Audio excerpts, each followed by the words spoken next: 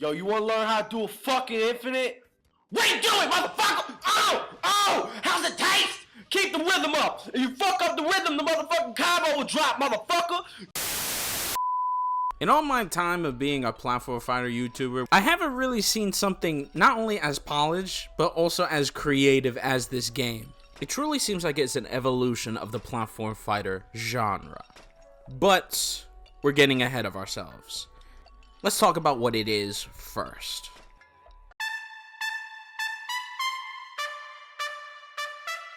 By the developer's own admission, Combo Devils is a platform fighter and a traditional fighter hybrid. Apparently, it's going to be taking the skeleton of a platform fighter, but adding in the traditional fighter aspects. And it's kind of interesting because a lot of platform fighters, at least nowadays and in the future, are doing this in small increments. For Rushdown Revolt, it took Roman cancels but did it for every single move. Nasby 2 uses a meter system, and with it you can do a lot of things. And later on down the line, we'll be getting Sentinels Inc., which is a tag platform fighter, and not only that, it has EX moves. Combo Devils is going to have most of these aspects, but I think what it applies to it is way different. The thing it applies with itself gives it more of a traditional fighter feeling when it comes to neutral. See, in platform fighters, neutral advantage and disadvantage is kind of really blurry. Sometimes with certain mechanics and movement and like frame data of moves, it's really hard to see whose turn it is. What Combo Devil does is that it makes it really understandable, even to a complete noob. In traditional fighters, sometimes you'll see someone blocking for a really long time just to get a counterattack, and even incredibly new people can see the skill and see how hype it is. And that is because usually it's incredibly clear, and that's what Combo Devils took. So doing cool shit doesn't really look like a mess. It looks like it's perfectly made in order for people to understand. And this is only one aspect. There's clearly more that we need to talk about. So let's get into it. I can't believe something as simple as shields makes a big change in this sort of game. Shields in this game are not conventional globes that are with the character. Usually in things like Smash, even in Rivals 2, these things are globes that encase the fighter and you have to use it to defend yourself. In this game, however, it's in an octagon shape. And you would usually think that this is just a look different, but it actually has a purpose. See, unlike flinging the shield around you, say, a la Smash, you don't actually cover the entire part of your body when you're shielding in this game. When you shield, you can actually choose the direction of where you shield, blocking from the opponent. This changes everything. You ever thought about how shields can be very boring? A person could just sit there and shield and just wait for every single one of your options to deplete and then counterattack you. You don't want to invest in an option like grabbing because they can just hit you with an aerial or something like that. Well, now, this more than likely isn't going to happen as much. Because now, instead of the shield being an option, it has to be relative to like a traditional fighter shield. Usually, and I'm going to say usually because, you know, there's quirks to certain games.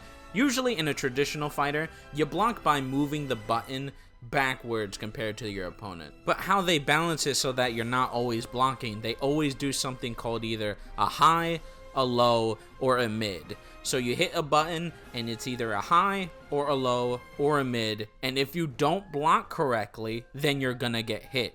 This makes it so that you actually have to, you know, convey every single other person's moves and plan accordingly for the type of strings they're going to do to you. The reason why I'm talking about it is because this game implements that, but in the platform fighter way. So now, instead of just shielding every single time because it's such a good option, you actually have to see the opponent's moves and block accordingly to how they're going to hit you. And this can be good because not only can they just switch up their strings or maybe switch up their combo, but they can also make cross-ups happen a lot. It gives that complexity of blocking that traditional fighters have, but finally implement it in a platform fighter space and makes it very easy to follow. To add on to that, it's actually tied in with a certain meter to guard, so basically you can't keep doing it forever. You have to actually hit the opponent. But like I said before, it's very my turn, your turn now. There's definite lines in how people are facing each other, and it's not so unclear in order to see how things are actually hype. Plus, there's also the parry system. Apparently, it's like Smash Ultimate, where you can let go of the shield as soon as the person attacks, parrying it so that you can get some plus frames. And since it's developed with actual balance in mind, I'm pretty sure this is going to be a better mechanic overall.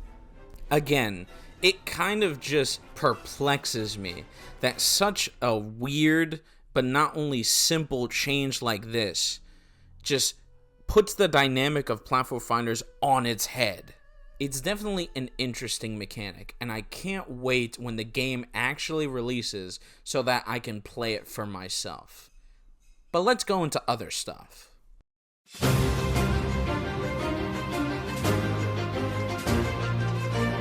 Yes, you heard me. The offstage is actually interesting in this game. See, platform fighters and offstage haven't really had the best history. It's either so stringent that there's nothing that you could really do about it, such as like Smash, Rivals, and other things like that, or it's so free and too loose that almost nobody really gets hit, like Multiverses. This game does it a little differently though. With the options that the game has, like EX specials, or specials in general, or like the wall climb, all of that comes together in order to make offstage gameplay interesting to players. In Rivals 1, you'll usually send people off stage and then keep looping the same sort of combos until they're dead. In Smash Ultimate, you'll usually derive yourself from two-framing people or trying to make sure that they can't get back on the stage at all with one hit rather than a sequence of moves. And then in the other side of the spectrum, you have Multiverses, where people will literally just cling on the ledge, slowly drift down just to get back on stage again with almost no investment. It's not so simple where people will just hit tilts on the edge in order to two-frame people and then that's it. Maybe only go off stage for, say, like a back air or like a forward air that's really strong. But it's not as free as, say, just clinging on the ledge and just waiting there. There's a happy medium that this game seems to understand and implement. You can get back, you can mix up your opponent with your options, but it's not going to be easy. This is good in both ways, because it means a casual can actually get back on ledge instead of feeling like they have no options at all.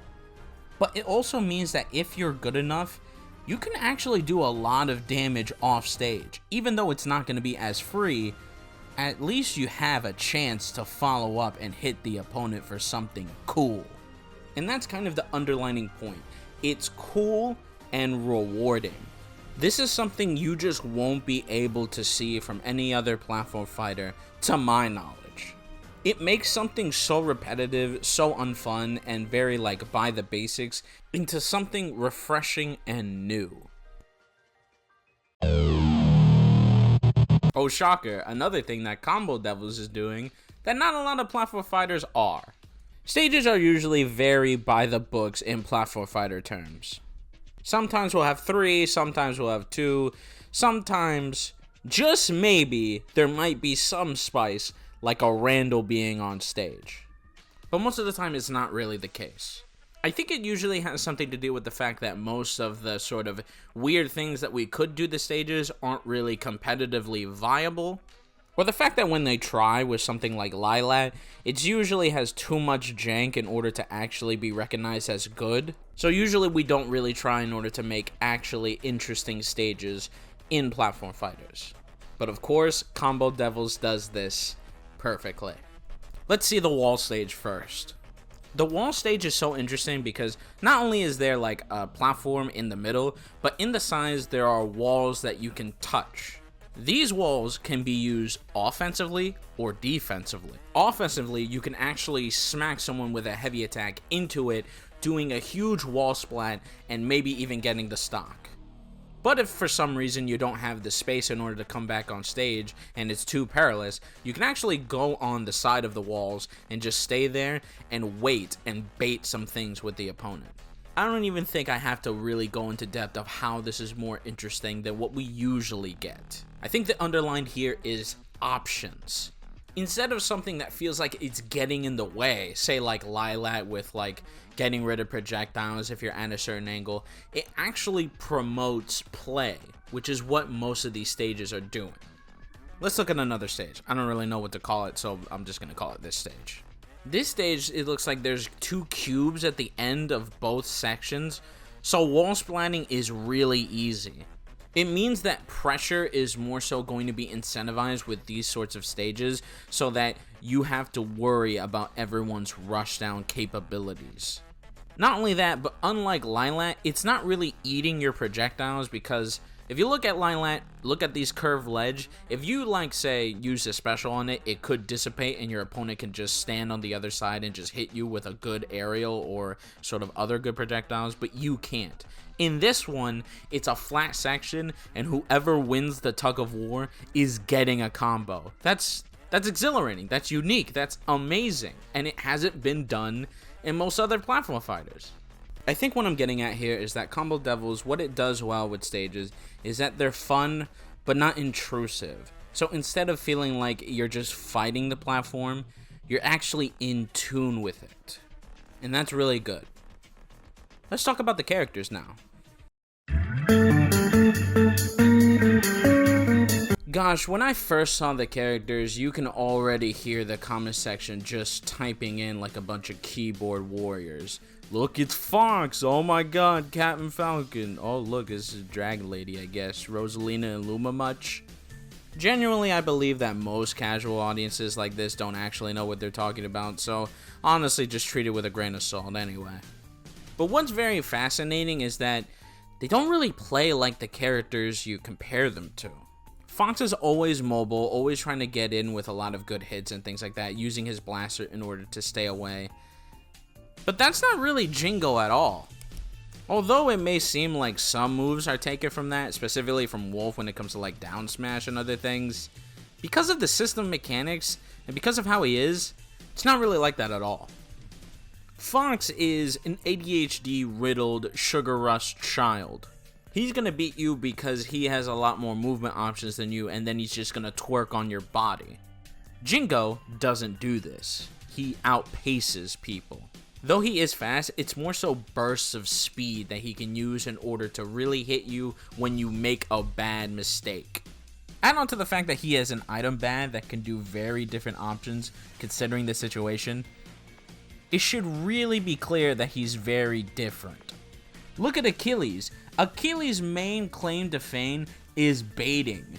He has his own super parry and his own moves that are dedicated in order for you to shut down other people. Captain Falcon doesn't play like this. And just because he has maybe a stomp move doesn't really mean that it's copying. I think the only person that doesn't have this sort of comparison is Akane, and that's really because the bat itself is just so crazy. What I mean is this, if you only look at the characters for 2 seconds, it's gonna seem like they haven't done anything special with their characters.